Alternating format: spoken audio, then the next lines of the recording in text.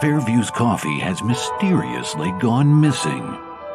Mayhem ensues when strange, coffee-craving zombies plague the city.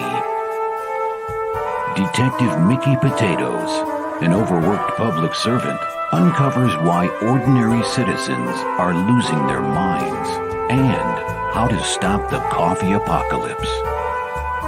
But it involves the mafia. And when you're dealing with mafia crime families, nothing is ever easy. The mafia controls everything in the city, including the police, including him. If he breaks the mafia, they will break him. So, the city is without coffee. The city is burning before his very eyes, but he's powerless. Detective Potatoes has the power to stop the coffee apocalypse, but if he does, he could lose everything.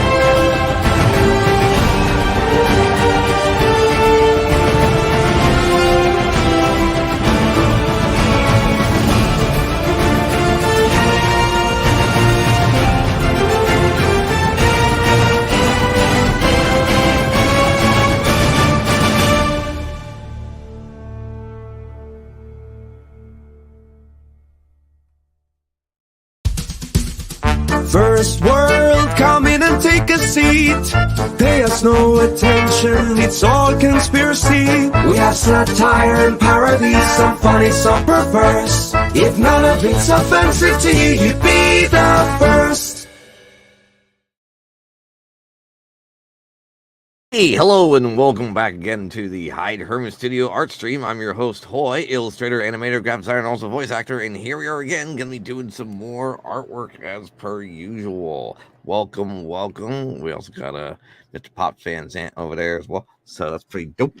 So, anyways, we're going to be working on some projects that we're going to be doing today. Let me just go ahead and put on this loop here.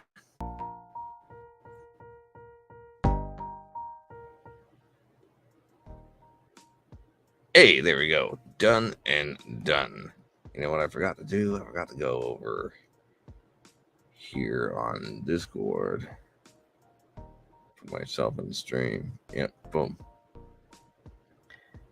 There we go. We got it. Boom. But yeah, how is everyone doing? How's chat doing? Let's see what's going on. We'll just switch over to the artwork that we're going to be doing today. Boom. Hey, there you are. And look at that.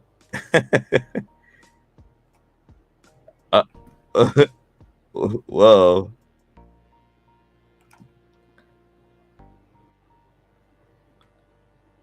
All right, there we go. Perfect. Got that.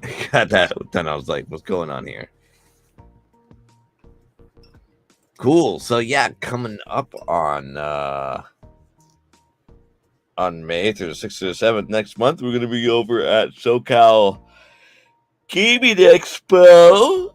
And we're gonna be over there. So you have to be over in Ontario, California. We're gonna be at the Ontario Convention Center, working on showing off our new stuff. We placed an order for some new T-shirts and some new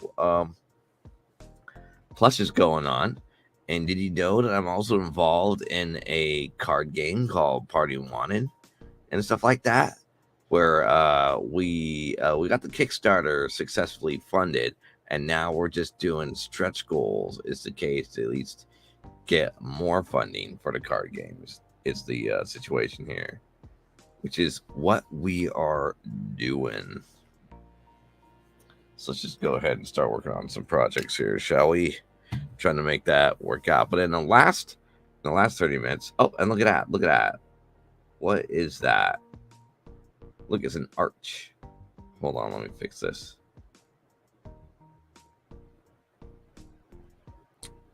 Here for you.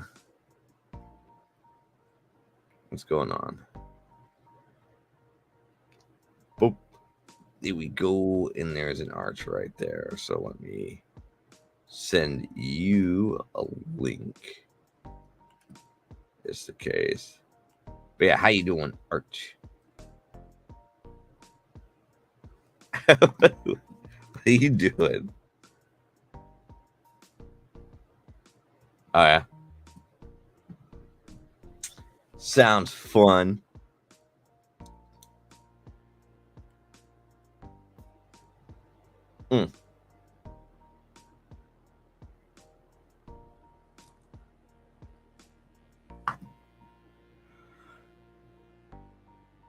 Yes. Yeah. And then we'll do this, and boom.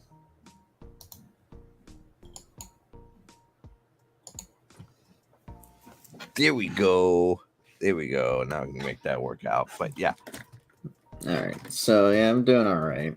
Yeah, you doing all right? Yeah. Oh, good. I'm glad to hear it. I haven't seen you in a while. Where have you been? I've been had to sort out IRL stuff. Like I had to pay my bail. I had to work through different errands outside. Wait. Pay your bail? Yeah. What do you mean pay your bail? It was for the speeding ticket. Oh, I see. And it was the first one, and I made sure to do it early of going to whatever building it was to pay for it, including the traffic school. And so that way it won't have, they'll technically have my name on a record, but they won't have like a point in the card, and I don't have to worry about like anything else beyond that with whatever financial reasons or anything like that. As long as so it just keeps my record clean technically. Oh, okay. So basically you didn't go to jail. They just gave you a ticket. I see. No, like they don't just pull me over and no. That was just like I paid the bail because I was they would just give me a ticket so that I would just have to show up and attend to make sure like either at the court, like if I'm showing up on a day, or I would early on just I'll just pay the bail in advance and then just make sure I get a good, well behaved discussion so that way I could cover both the bail and pay for the class, so that way it's actually so the one thing was just the point thing, and also I forgot to mention so that my car insurance would also get informed. Yeah. So because the reason why I don't want my insurance to get informed, they'll basically would increase the insurance cost. Oh, right. If I didn't do anything with the record of the card. Yeah. So Pop says gotta go fast, man. Yeah. So it looks like you had the Need for Speed hot pursuit. I see. Yeah, it was just one of those unfortunate timings of me going to work. But at the same time, it was the only time I've seen so far within those few years that the what do you call them? Office Police officers or the a police officer that kind of patrol. They're on patrol sniping to see which ones are driving at an unusual rate of speed. Right. They're just waiting at a corner, and I'm just until I realize, oh, that's what they're doing. Okay, well, that sucks. Anyways, that part is just iffy now, and I'm just might as well just deal with it. And in the future, I decided if I'm going to be going to work nowadays, I'm going to try to leave a little bit earlier. Yeah. And hopefully I don't have to feel like I'm pushing myself to drive within the pace. So that's what I'm trying to do from this point on. Yeah. Pop says you got caught by a radar cop. No, it's a person that has a what do you call it? One of those speed reading. Yeah, it's a radar. Guns. Oh, it's a radar. Yeah. Yeah, it's a radar cop. Yeah, they were saying you know what speed you were on, and I was just it's one of the roads I was at where they keep changing the speed limit. Right. So it was gonna be 50 when I was going over there. So I thought I was going to 50 or 55. Right. And apparently it was a 60.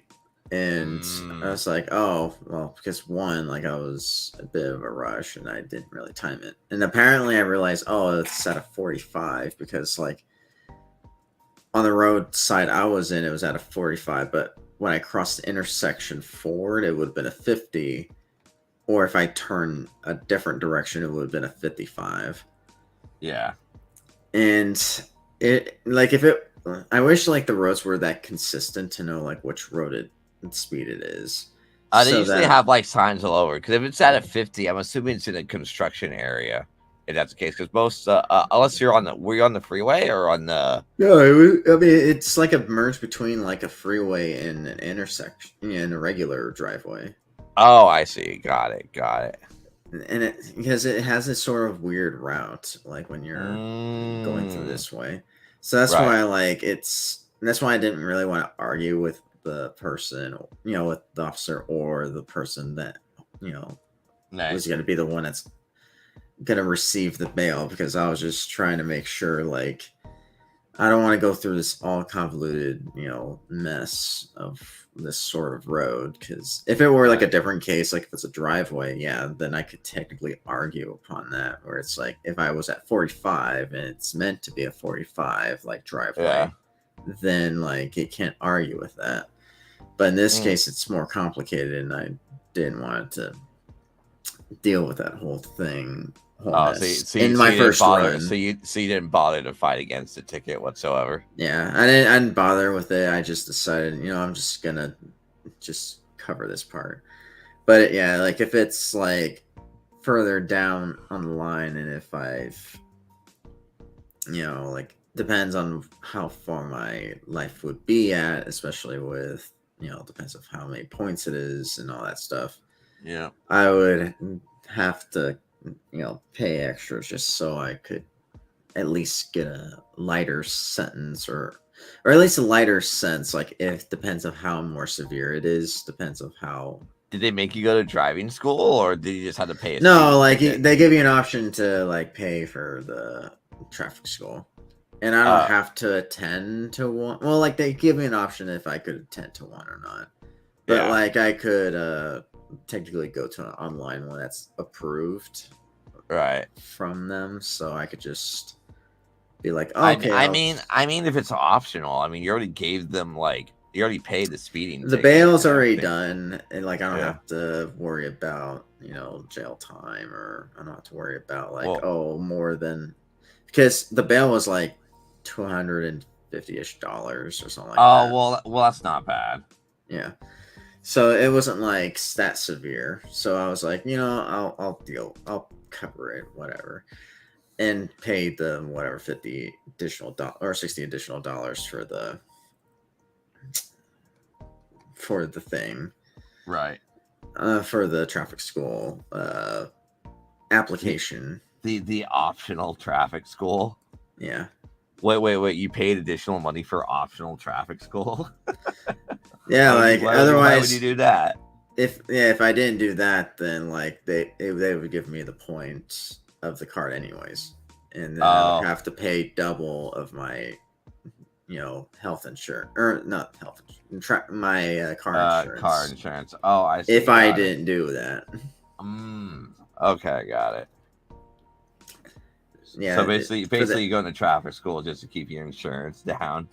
To keep my insurance down and don't have my record of a point in my license. Got it. Because if I kept the points up, then they could technically it depends on how many per year or a few years, right?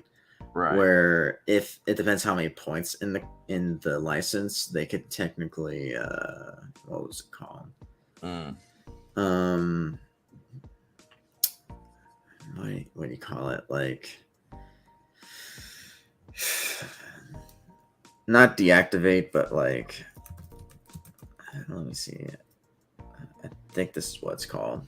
Yeah.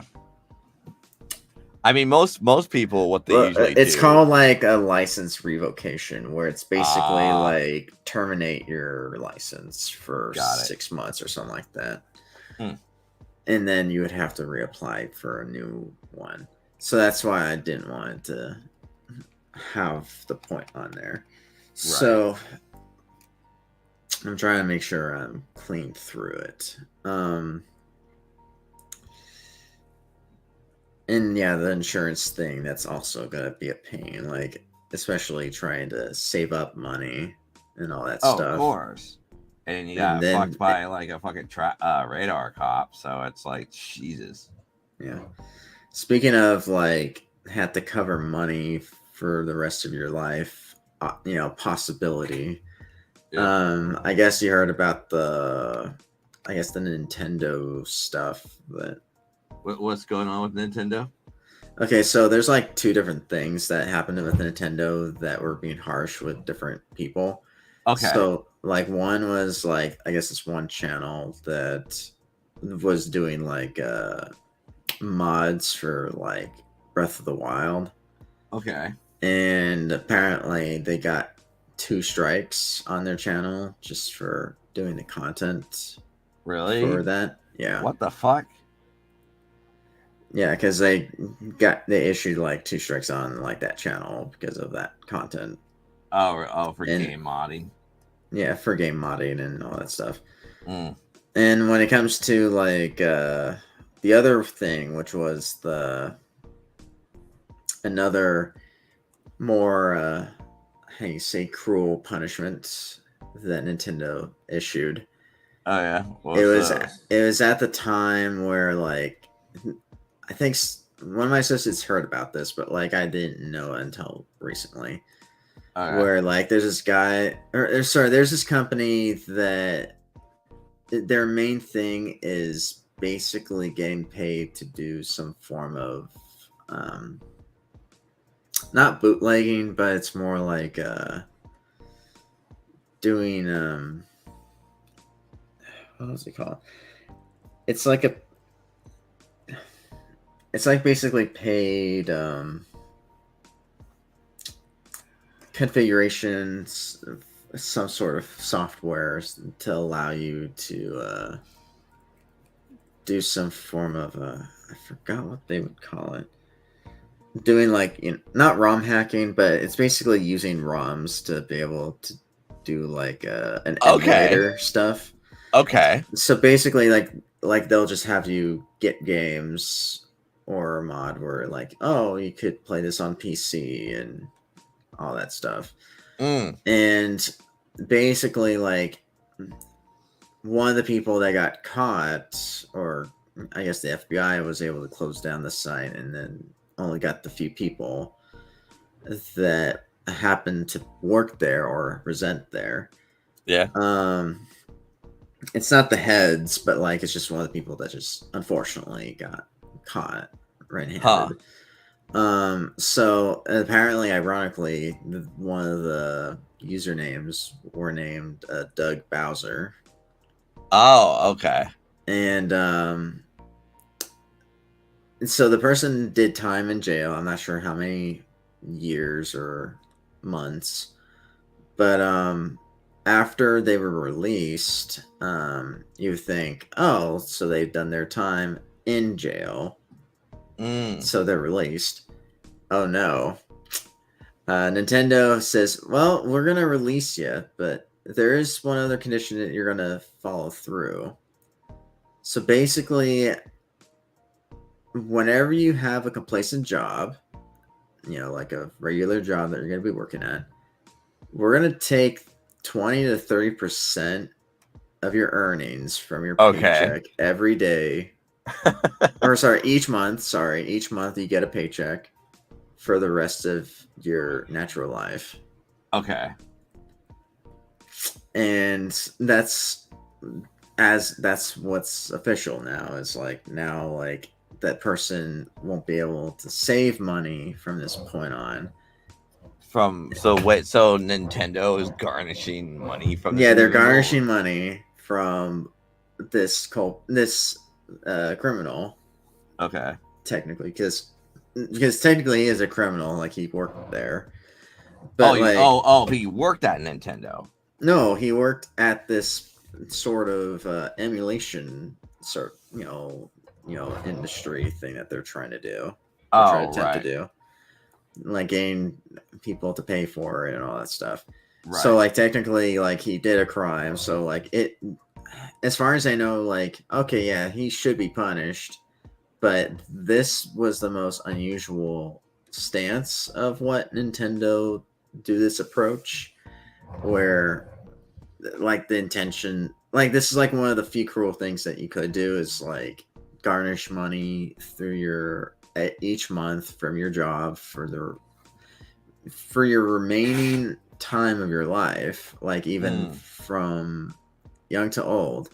And this guy owes $14 million. I don't even think that's possible, because that doesn't make any sense, because the only people I know that can garnish wages is like, you know, either government or something like that. Because usually with corporations, it's like, dude usually sue you and stuff, and then if you can't pay that, then the court would probably, you know, do that if the case. But I don't think that is pretty odd to like go ahead and do that for like ROM emulation, because that's been around for like forever. Again, doing people to pay that sort of service. He was selling ROMs. I see. He was selling that type of services when it comes to emulation. Okay, that makes sense now. Yeah, so it's not like emulation generally, like, and that's sort of like, yeah, like technically you could be sentenced for it. Depends on like, usually whatever. Game emulators are usually free, is the case. Yeah, usually when it's free, like it's not as severe of a crime in comparison to paid ones, right? Right. Because like, when it's paid, then yeah, like you can definitely would have a case. But if it's free and it's out there and nobody's using it anymore, Yeah. they would have a much better claim. Yeah. But when it comes to this case with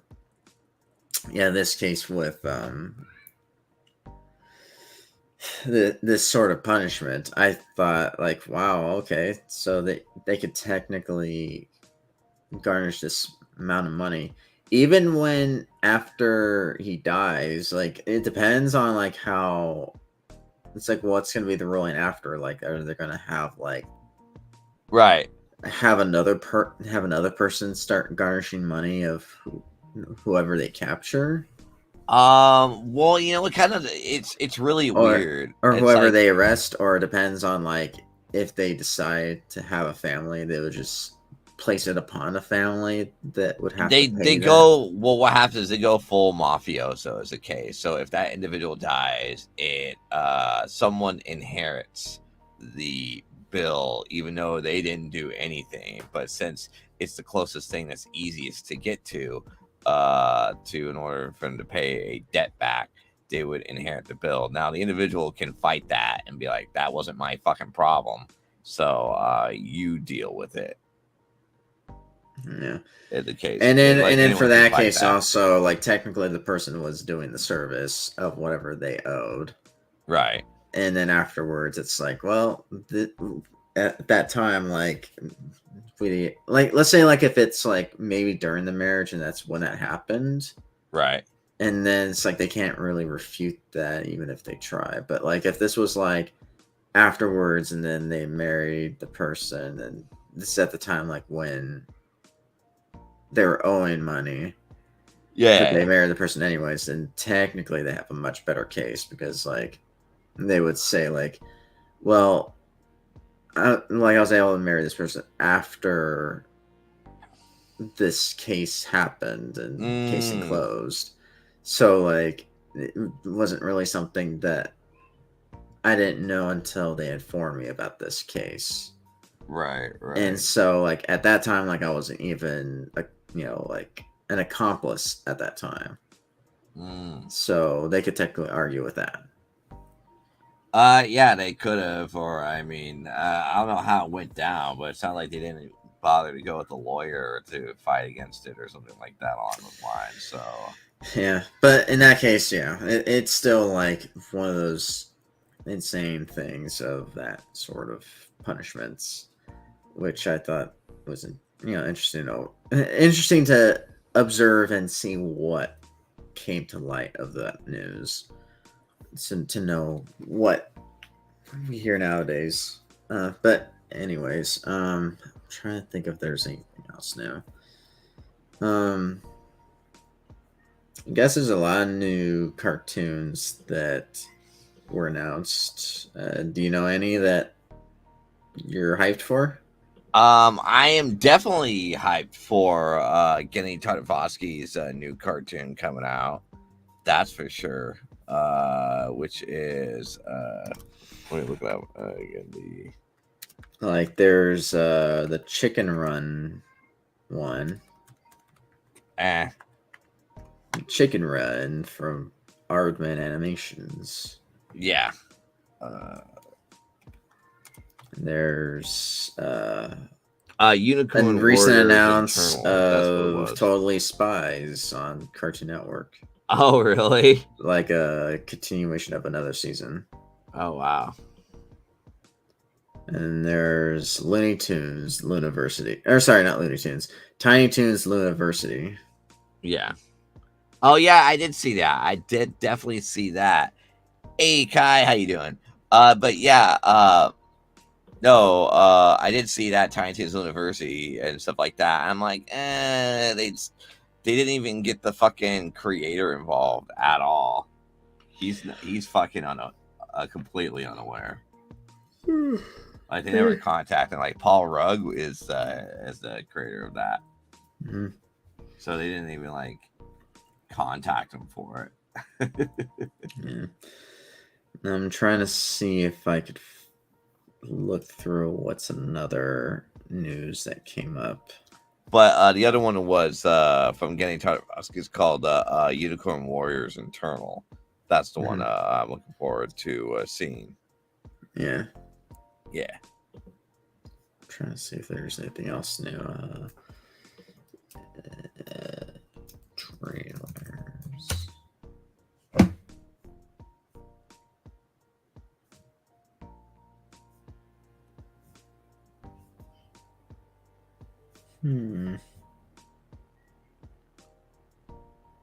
Yeah, there's a bunch going on, but yeah, with the new Looney Tunes coming out, I'm like, Paul Rudd's not in it. He wasn't involved in Animaniacs, and he's not going to be involved in fucking this one. So,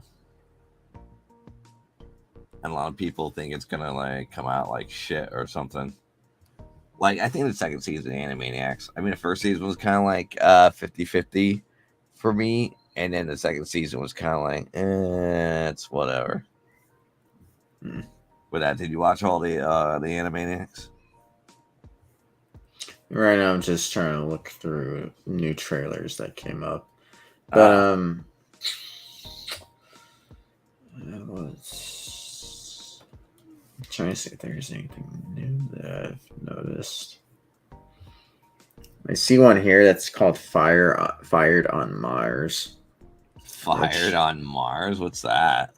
It's like a what was that show called? Like, you know, Infinity Train? Oh, yeah. Like, basically, I think it's the same people that worked on it. Oh, really? I think so. And man. At least it looks like their animation style. I definitely loved Infinity Train a lot. I think that was such a good, very good show. I loved it. Yeah. And I thought, I was like, okay, so they're just working on a project that's just happens to be like, oh, it's this on Mars. And I also see a teaser for, I think it's like Godzilla versus Kong, the New Empire. Well, I mean, a lot of like companies are doing safe bets right now, and so they're not doing as much original content as they were when they used to. So that's why they're rehashing like all these like older shows from nostalgia days than anything else. That's what they're doing.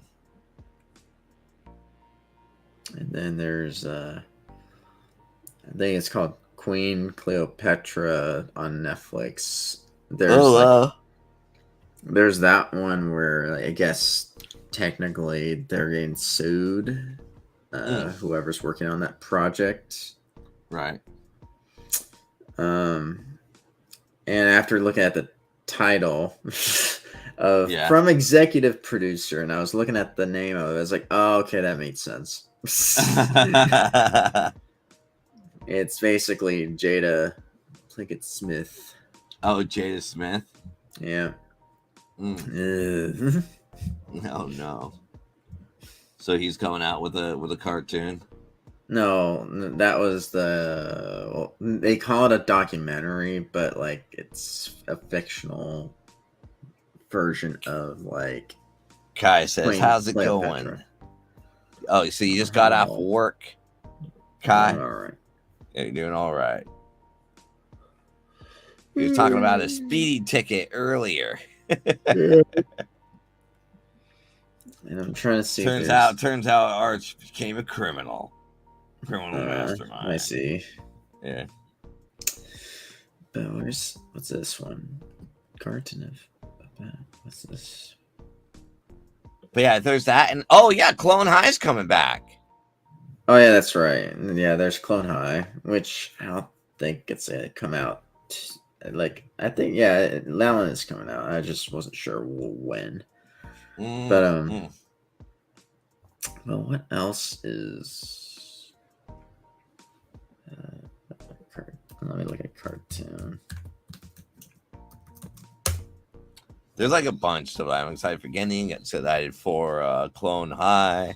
Not excited for Tiny Toons. Yeah, there's Gremlins. There's Gremlins. Secret of the Mogwai. Is it like live action or is it like? No, it's a cartoon. Okay. Arch guy, Kai says, Arch got a speeding ticket. Oh my. Yeah. Yeah.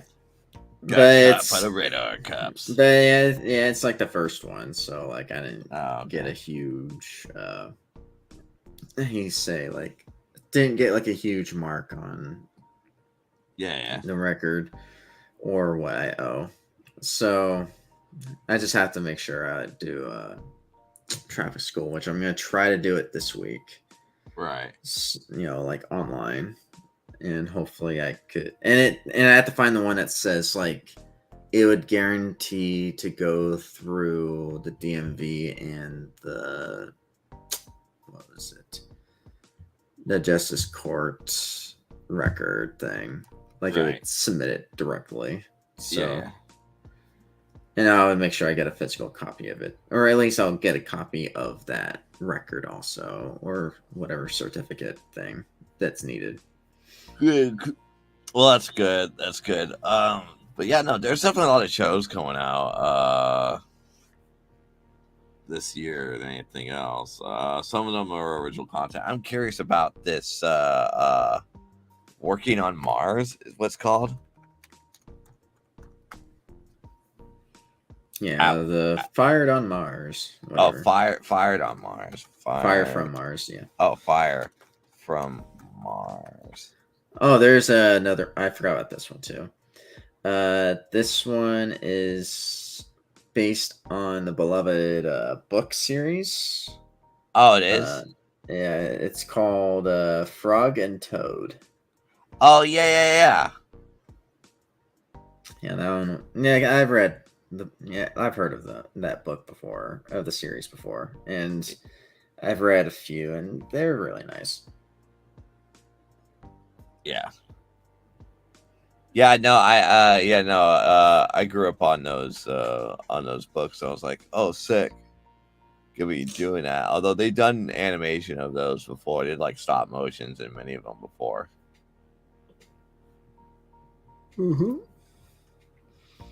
I just have to keep looking to see what else is new.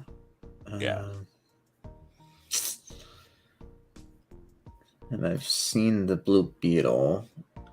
Blue Beetle's coming out too, right? That looks pretty fucking dope. Well, not coming out soon. It just says, it's in this year, but like it's around August. That one's an interesting start of, it kind of reminds me a bit like, this is like a sort of a Spider-Man story, but they just happen to get entangled in this one situation with this Blue Beetle that could think of its own, but also you could also take control over it. Trying to see if there's anything else new. As far as I've heard, the Mario Brothers movie is breaking records.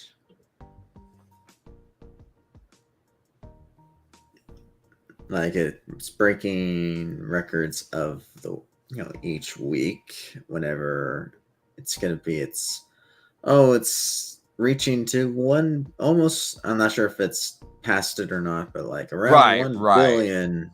$1 billion.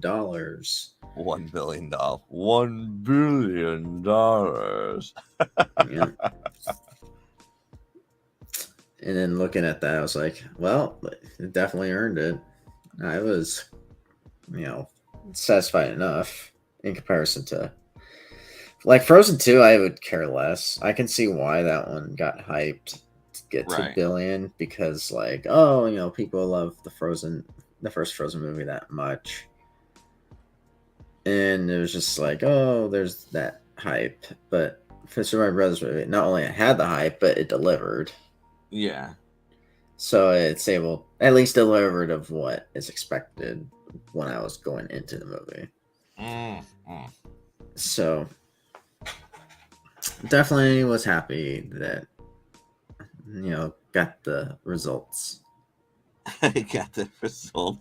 I mean, with a lot of the Frozen shit, it's like, man, they definitely like beat the ever living shit out of that horse, and I guess they're still trying to beat the ever living shit out of a dead horse. Yeah, they're trying to say, "Oh, we're gonna release a third one." I'm like, just stop, just do whatever else, anything but make sequels. Yeah, right. Please, come on. Why make any more Frozen stuff?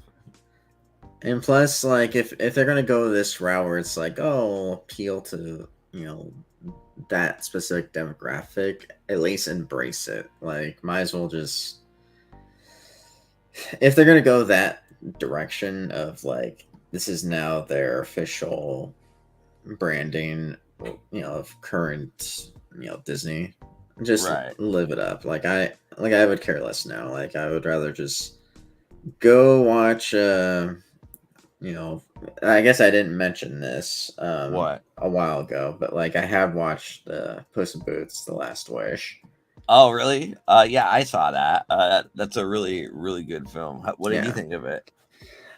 As far as comparison to that movie and the Super Mario Brothers movie, like I enjoyed it what it was. Right. Like I got what I expected from it. Like I didn't even really. I had like low expectations from that movie. Yeah.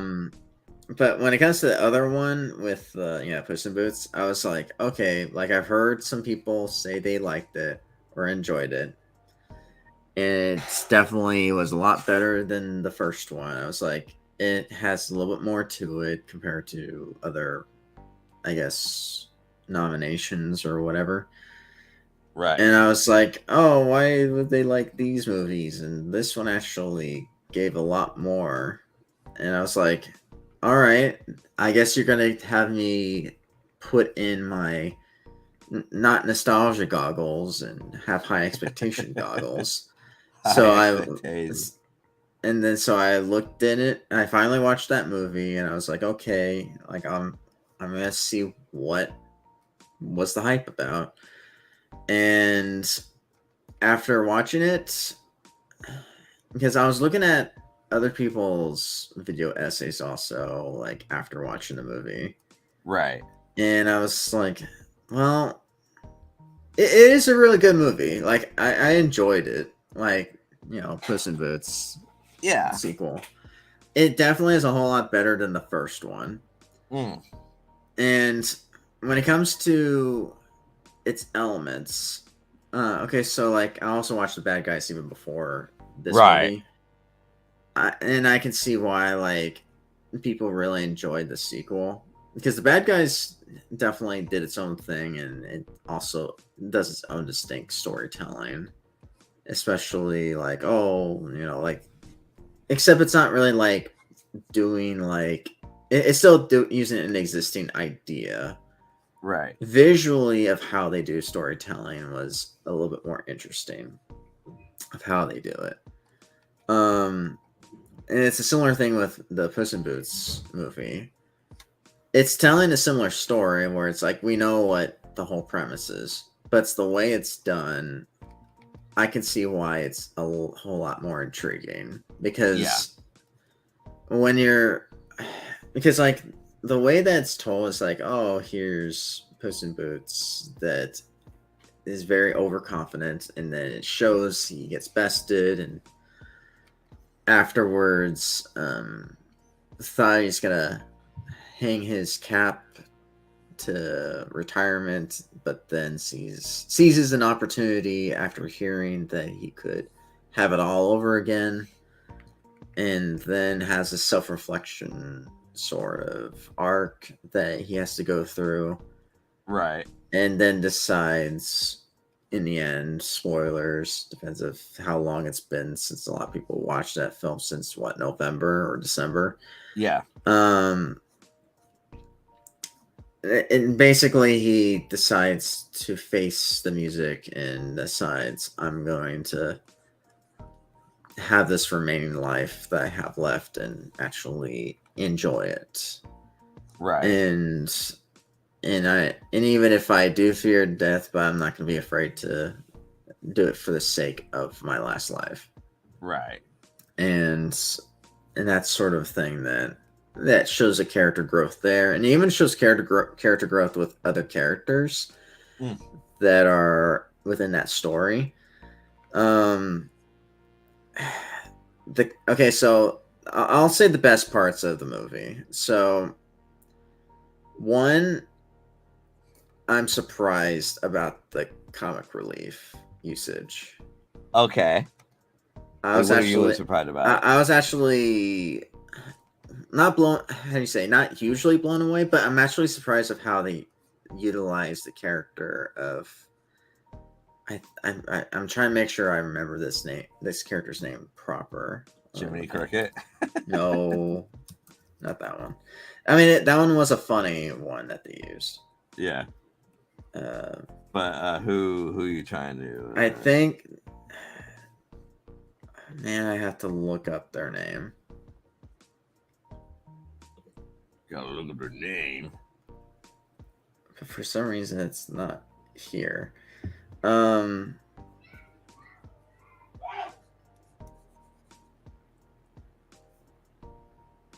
it.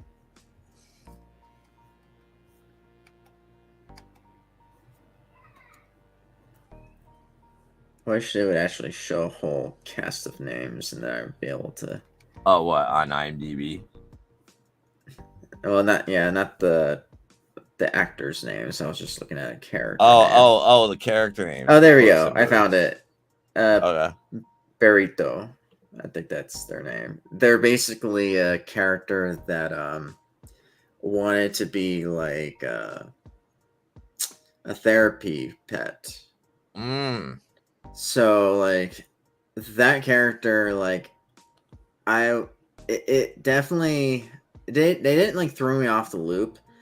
It's just more like I didn't expect of how they decided to use the character in the story. Yeah. Because when you think about a comic relief character, they're most likely for like making jokes or a comedy of any sorts. Right. But that makes sense. But when it comes to this character, like somehow they're able to work with, when it comes to the serious scenes. Yeah. And all they have to do is like, okay, well, if you're going to have a comic relief to do this sort of thing, like you have to have a sort of backstory or some sort of thing that we can actually relate to and why they're like that. And then it's like, okay, yeah, you can see it that way. And then it's like, well, what would be that case? And then when you hear the story, like it wasn't like, because I've heard darker things, but when it comes to like darker things, I heard like much darker backstories, but like, okay, but this character, but since it's a children's movie, I could see why like it could be dark of that backstory that this character has. Right. And it's like, okay, like that's just because I'm just sort of nullified of knowing like how dark it is, like to sink that in. I was like, oh, okay, they're playing this one game and then this happens, or like the person or the comic relief character is like oblivious, knowing like what the intent was of what happened, why they decided to do that sort of way. Right. But when you see the reactions of the other characters, it's like, oh, okay, like it's supposed to be like a very dark moment, then to sink that in, it's like, oh, okay, I guess they could somehow earn some sort of sympathy points there. Yeah.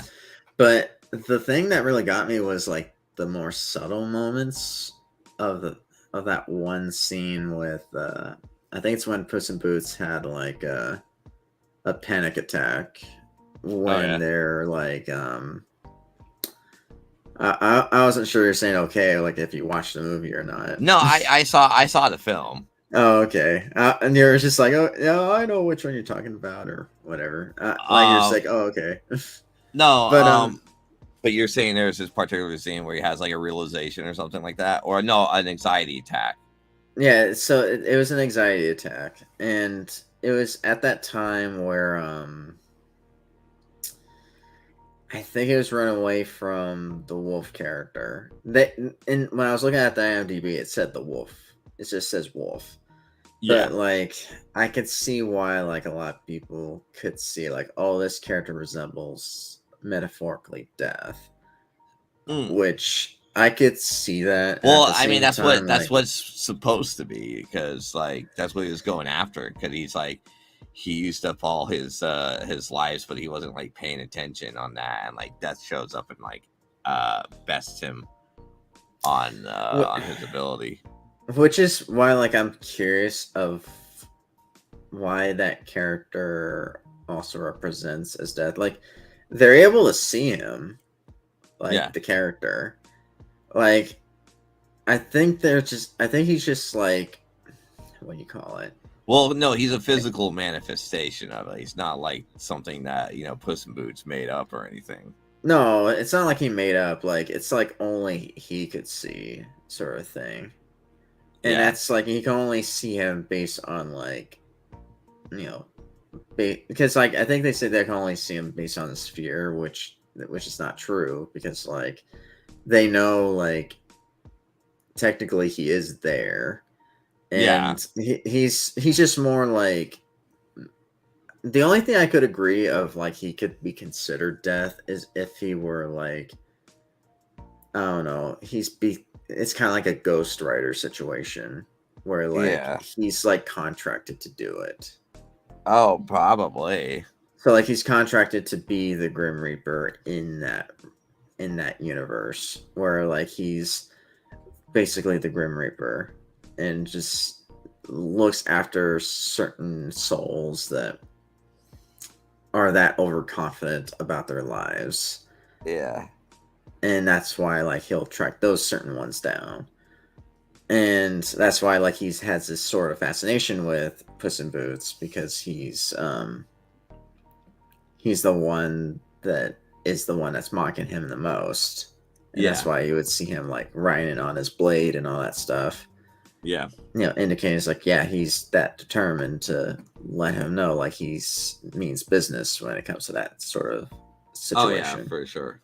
So that's the case there, and that's why I could see him be like a servant of death, where he does this sort of stuff, errands for the Grim Reaper or some form of entity that's supposed to represent that way. I'm trying to think if there's anything else I've left out, but so anyways, so basically the wolf is after Puss in Boots, and that's where he gets the panic attack. He was running away from him, and basically Perotta was able to find him, and has a subtle moment to, you know, like after hearing about him being a therapy pet and everything like that, decides to calm him down with just basically, you know, resting their head towards the chest or stomach to ease the, you know, the anxiety. And I thought like after seeing that moment, it's like, oh, this actually is taken a lot more seriously, in a sense, compared to other shows or movies that handle this, you know, in a very, they've taken it lightly upon subject matters like this, where this one actually took itself seriously. It doesn't even have to dive into it that much. No, not at all. And that's why like it's only tells you enough visually, like knowing like this is how it would work in this scene, and doesn't even have to happen too much in dialogue to tell you, you know, a whole lot. That's why I like subtlety like that definitely benefits in that scene. Yeah. Rather than the ones that just lecture you like, oh, this is what's been going on and blah blah blah, this is what their symptom is, and then blah blah blah. And that's like, those worked fine, like if depends on the context of the show, like if it's needed for that. But if it's like, movie like this case where it's outside of that element. But how do I say it? I just know that scene worked a whole lot better than most other shows would. Like, I think it's just the way of how people would write the shows or movies. Like, if they have scenes like that, that's more dialogue that way. Yeah. It can only work in certain shows or movies.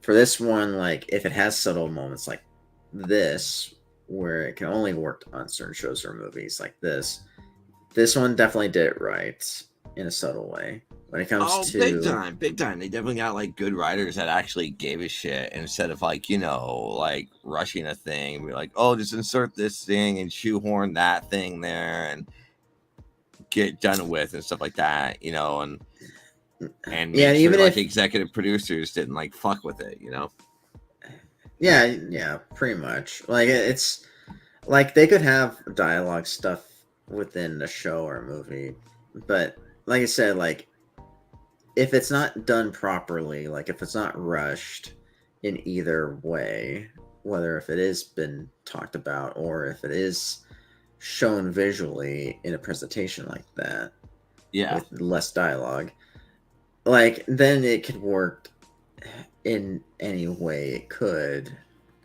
How do you say? Like, it would work in a way that if it made sense to use it in that approach. Like, if it's done like if in that studio, like if they're just saying, oh, like this was popular, like it, we'll do this suggestion, we'll just try to insert that in instead of have it work naturally, I could see how it won't work. But when it comes to like script writers or storytellers that actually do want to take this certain subject matter seriously, they say, yeah, we're gonna do this way, we're gonna do it right.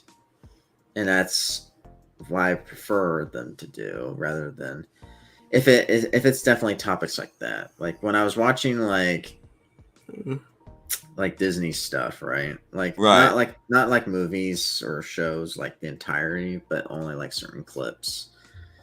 And I think there was one with, so I'll tell you different ones that which ones worked and didn't work.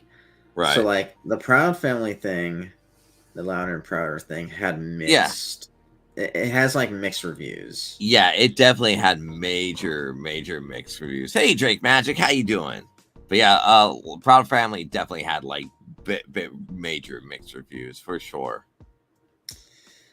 And I'm gonna say this overall. Like, I'm trying to make sure I'm saying this properly. So like when it comes to like certain subject matter that they talked about, specifically not really in my area, but like the ones that they do talk about that actually I thought they did right was probably the one when they talked about, I think it was one of the babies, right? Like, I think it's one of their kids. Okay.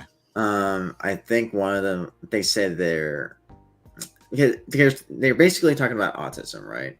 Okay. Like they bring up autism. One of the kids happened to have was on this. And the way that spectrum. The way that they approach it, at least in that episode, I thought was like one of their better ones, because at least because it's more dialogue driven technically, but like at least they didn't like take it lightly either. So they actually did say like they do need like this sort of extra steps of affectionate to be able to reach. Okay.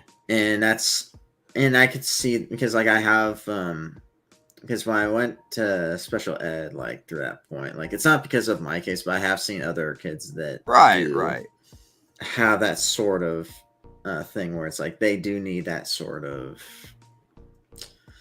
the necessary connections or special extra attention for for parents to be able to have that sort of connection with kids in that way, that it kind of helps that much better connection and also that growth that they needed. Right, for sure. Need additional help for learning and anything else. Yeah, and when I was looking at that, I was like, oh, okay, that they actually handle this with maturity in that scene. Then when you watch other show or other episodes that they have, when it comes to like, how do I say it? Let's say like historic accuracies that they try to Right. Yeah, they're true. approach. Like racial injustices is what they're trying to like do. Because when they approach it that way, I could see what they're trying to go for. With what was it called? Like, there's a how do you say? There's a contradictory on both ends. Like, Well, like I think what was it, the last episode or something like that they did that, and I was like, in California, really? I don't really fucking see it. One of them, one side, like they're talking about like, oh, here's their research about Yeah. what they were promised, basically. Like they're saying like, right. what was it called? I think it's called like January. I think that's what it's called. January. No, it's Juneteenth. Juneteenth. Oh, okay. Welcome to January. It's a new one. January, Juneteenth. We combine January with June. You're welcome. Yeah. So yeah, basically they would say Juneteenth, and basically what they were promised, like within that historic documentation. Yeah. And then there's this other part where it talks about we're doing really good dramatic things. I think they call it like white fragility. It's right. Fragility is what they're trying. So it's just that they're trying to reference to Juneteenth like a lot, but that was done in a different state where they're trying to like, say, oh, it happened here in California. It's like, no, not really. Fragility. Fragility, yeah. Yeah, that's what I was saying first. You're saying fragility. Yeah. Well, I get. We know what it is. It's basically fragile, but it's Yeah. But the overall idea is like they're trying to have that sort of connection between these two issues. And they're trying to tackle those head on, and I can understand they're trying to go for that, but yes, it had less, and that's why for that one it needs a lot more fragility context. Yes. Yeah. Basically, like the context of it, it's kind of like I think it's more leaning on like a one-sided thing. That's what it's trying. Yeah, no, it's definitely one side. Yeah, no, it came off as like definitely like a bit one-sided and stuff like. But I mean, what can you do between like 30 minutes of like showtime, stuff like that? Like, I get what they're trying to do. They're like, oh, look at this thing that's happened. It's like, yeah, this has been brought up like a bunch of times than anything else. So it's like. And I can see both sides, either side. Like when they say, oh, there's this one side where they're ignorant on one end, and then there's another side where it's like there's some things that a lot of people should know about. It's like whenever and that's why, like, whenever I was looking at like history of like a lot of people animation and everything like that. A lot of people when it comes to historical stuff, they always love the cherry pick. Like all there'll be ones that just somehow get the upper advantage, like of being documented, while there's other cases where like they're left out. And that's why, like, when I was looking at history of animation, like there's other innovations that happened in animation before Walt Disney got involved. Yes. They just happen to say like, oh, Disney got the big one. Yeah, he's able to break new ground this way. And then you see like these other animators that not just men, also women, and all these different type of people with different backgrounds, like from different areas, not just in the US. They're able to mark new ground upon how they're able to push boundaries within animation. For sure, yes. And then when you look through it and you're like, oh wow, like that's actually something that I didn't know, and actually definitely benefited. Like they try to innovate, ways that they're able to work with animation. And without this, like probably like Disney wouldn't even consider doing that sort of methods with an animation. So that's why when I was looking at that part and I was comparing that similar to what the Proud Family was trying to do, it, like I said, like I wish they added more stuff to it on that of the subject matter on both sides. Otherwise, it's just the episode just came off like, I don't know, and stuff like that. Like, I think they definitely cherry pick like a lot of things, but I mean, it's a situation they're trying to do on that. Be like, oh, we got this statue of this guy that found in this city, blah blah blah. I'm like, no, you need to take it down because of this, and this, and it's like, all right, and then fucking do that. But it's I was like, California, no. Yeah, definitely not California. Yeah, one side would say it's history, and the other side saying like, but this is the main reason, like, of how it's affecting, that, not just, I should say, like, influences of that sort of behavior. Correct. Yes. Of how it's affecting the youth. Like, we wish we could actually move forward. God damn it! The tune of radio driving in your car. Radio gets results. God damn it. Radio is there no matter where you are. Radio gets results. God damn you. Radio gets results. Radio gets results. That's radio. Fuck. So many coins. Now we got a floating coin. Yeah. And I was gonna say this other show. So like, so that's Proud Family in that case. Like, yeah. And there's also like this other one that they had a controversy also, but that's more like, how do you say? Which one? I think it's the one where, like, I guess there's this guy that, what was it? There's this guy, I guess a new guy that's in the school, and basically he has a liking of Zoe. And then, they like gave him shit like, oh, you just only like, girls that are like just white. It's like, it's called a prerogative, you idiot. Like, Jesus Christ. And you give him shit for liking white girls. And I was looking at this, I was like, well, it's like, it's not the issue of him choosing them or choosing Zoe, right? That's not the issue I had with that.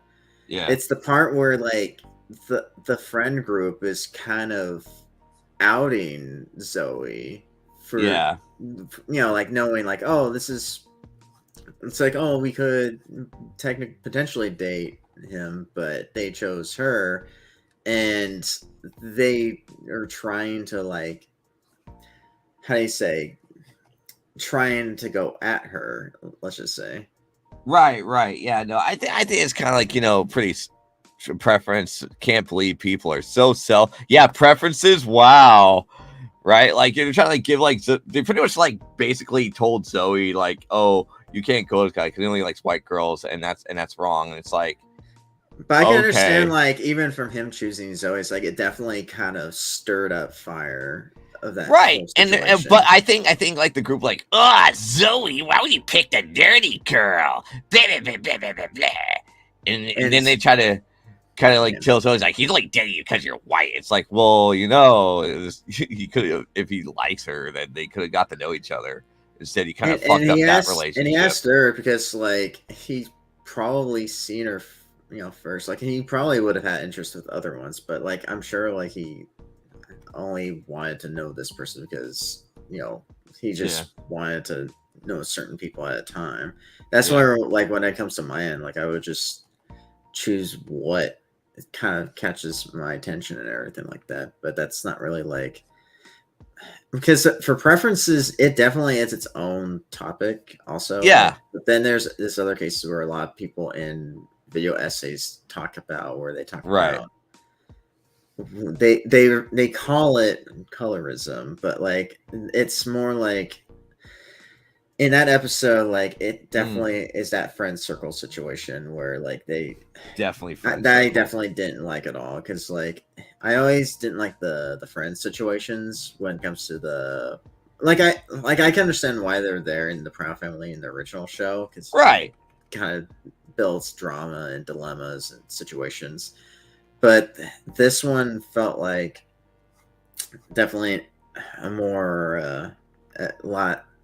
How do you say it, a lot more of a mixed bag sort of situation. Yeah, it's definitely a mixed bag. It kind of put like a lot of characters at an unfair advantage and stuff like that. And like I said, they gave her for like, oh well, yo, this hot guy dating you. Whoa, whoa. And like if you like ever watched like Proud Family before, it's like, you know that a lot of they have tackled certain stuff like have this before. shitty personalities that are like not very favorable. It's just like it is like more of a more of current topics like they're tackling upon. Like the ones back then, absolutely. Like they have tackled certain modern topics before, but they're more like in the previous show, like they weren't as like how you say hot buttons, or at least not as a whole lot of them. Right. But they are something like still worth talked about. Yeah, for sure. But like, but the overall thing for this one, it definitely was interesting to hear from their take. Yeah. Even the ones that like they definitely got hot water over, because it definitely has a lot more to discuss. Yeah. And I think that's why, like, when I was looking at those episodes, I was like sort of stepping back a bit, and then when I was watching an episode, or at least I was seeing another person's video essay about Moon Girl, which I think that one, I think they tackled a whole lot better. Jake was like, I need a boyfriend free girl who doesn't smoke, drink, or do drugs. She must make the same or more money than me. You know, Love Quest. It's the Love Quest. Yeah. We got the bad ending, guys. We definitely got the bad ending. Yeah. Yeah, that's always the memes. It's like, we got these different endings of how it ended from Love Quest. Yeah, and the Love Quest. But yeah, no, like, it's just kind of weird. Like, some episodes for, like, the newer ones, fine. I think overall it's a fun show to watch if you previously watched, like, Proud Family before than anything. But I think with the new one, it's kind of like, a 50-50 on that. Like, it definitely tackled like a bunch of topics that were like kind of like pretty important. I think Sugar Mama's thing was a little bit more interesting than anything else. We can see her family being shitty to her all the time. So it's like, because when you watch like the first season of the Proud Family, it was basically the whole subject matter was that I didn't appreciate that Oscar was getting shit on like all the fucking time, and that the babies are the smart ones and everyone else is like pretty mediocre and shit. And then you see Oscar like failing at a constant rate. So it's basically everyone hates Oscar, the show, where this one's like 50-50 on shitting on Oscar. So I was like, oh, it's still the same mentality, but it's a little bit less on that now. And you kind of see Oscar a little bit redeem himself than anything. Yeah, I could see that a bit more. And I thought it was a similar thing with, what was it called?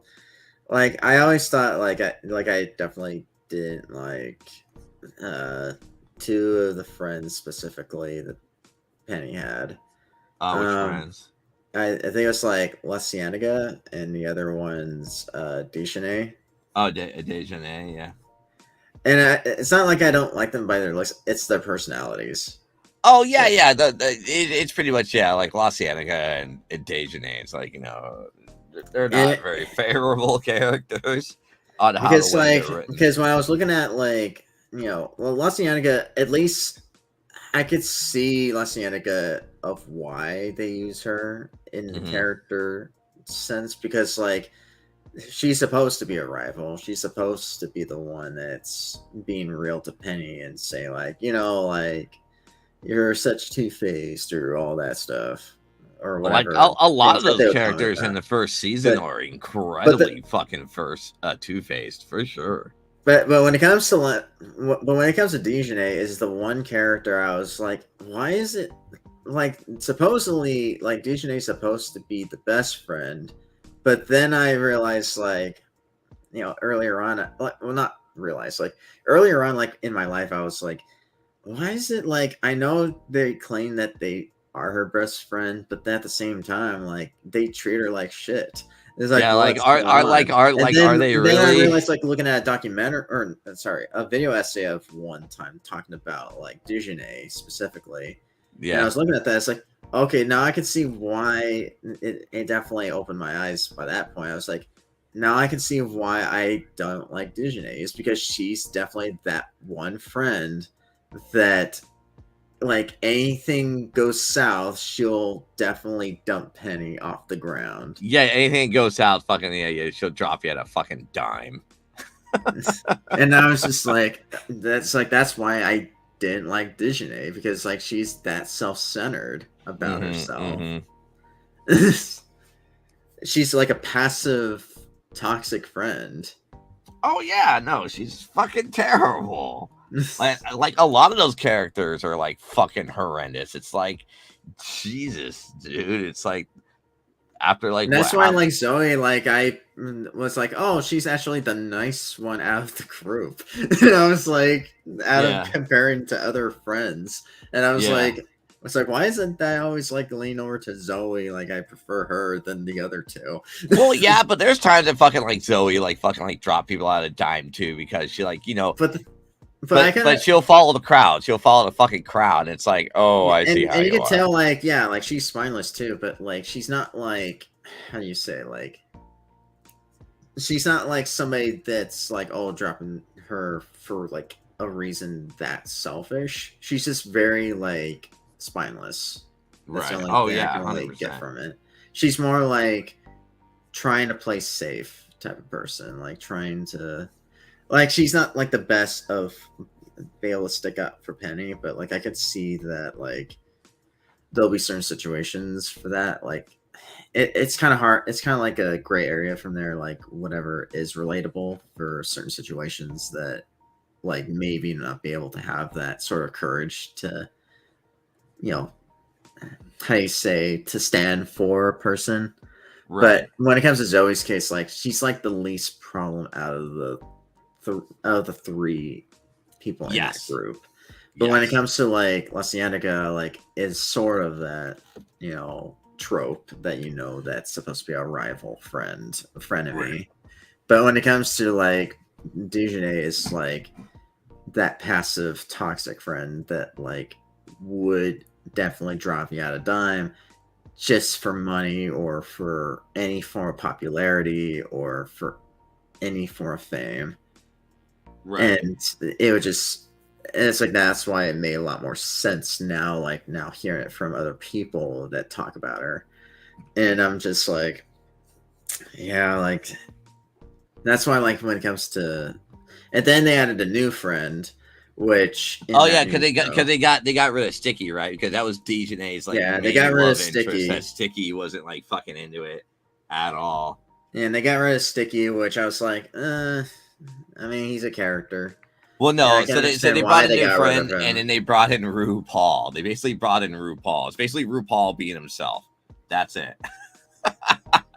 They literally just brought in. They had enough money to afford RuPaul, is the case, and so they were banking on RuPaul, his popularity, which rightfully so. But yeah, pretty much, yeah, they just brought in RuPaul. It's basically RuPaul just being himself. Like, oh my god, I can't remember when I used to work at the candy store and stuff like that, and as the main graphic designer, RuPaul was there because we were doing RuPaul chocolate bars and shit, and I remember he came into the office and he's like, "You there, sir? Where's your manager?" And I was like, "I don't fucking know." He's like, "Oh, well, can you tell him to turn on the TV?" And it's like, all right, I guess I'll tell him. Like, so stupid. Yeah, and after going through that, it's like, okay, then there's this new friend, which basically, and this is like me trying to be patient. Well, not being patient. Like I have to make sure I say this right. Also, basically, like, this character is more of a like a, how do you say, a social Social butterfly, progressive type of protester or encourager type of individual. Like, right? they're more type of individuals that, like, definitely would put the word out and, have people to be encouraged to go for good causes. Right. Okay. Because she's like, I think she was adopted. I think, like, what was that? Who's adopted? It was the one that's. Now I have to look at her name. All right, so The RuPaul character. Proud family characters. Where's the new show? Where are you, new show? Okay, I need to know right away. Louder and Prouder. Where are you? Louder and Prouder.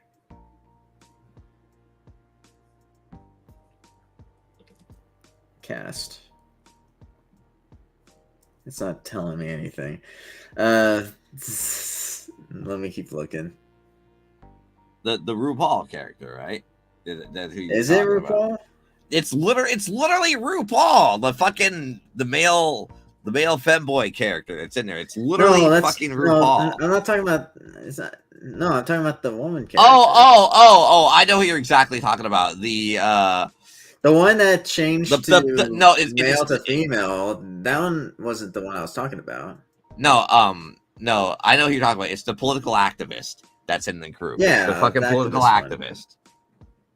Yeah, like, which is like, I was like, well, okay, whatever. I don't really care for her as much, and she's not a very interesting character, literally at all, because all her gimmick is, I'm a political activist. I have to keep looking, and that's it. Names.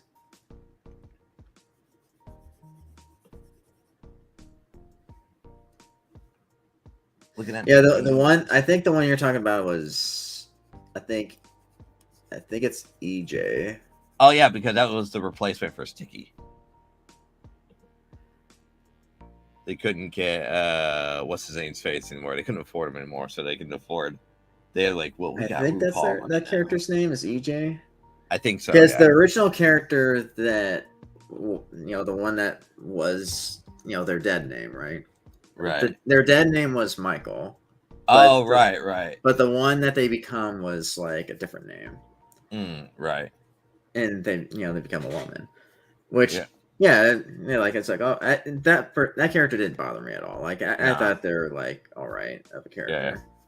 At least they didn't, as far as I know, like, they didn't brought up that much of attention to it. No. They just thought, yeah, she's like, one of them now, and that was cool. I think the one I was talking about, I think it was Maya. I think. That's her name. That's her name was Maya. Yeah. Yeah, the character's name is Maya. And I was surprised when looking at the cast name, it was Keke Palmer that voiced her. Oh, really? Yeah. And I was like, oh, she voiced her. Okay.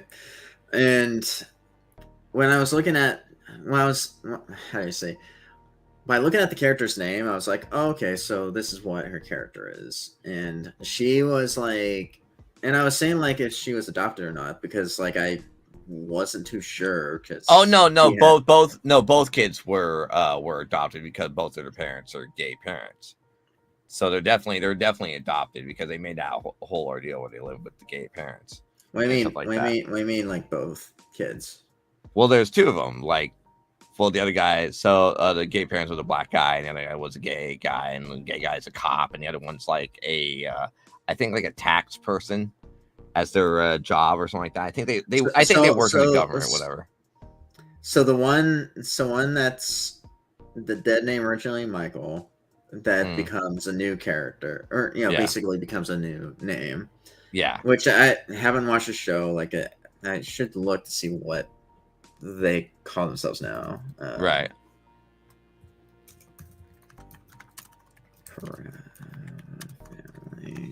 But yeah, no, from the political activist. So, but yeah, no, yeah, it's basically Michael. He's not even new. He's from like the previous one because they showed him as like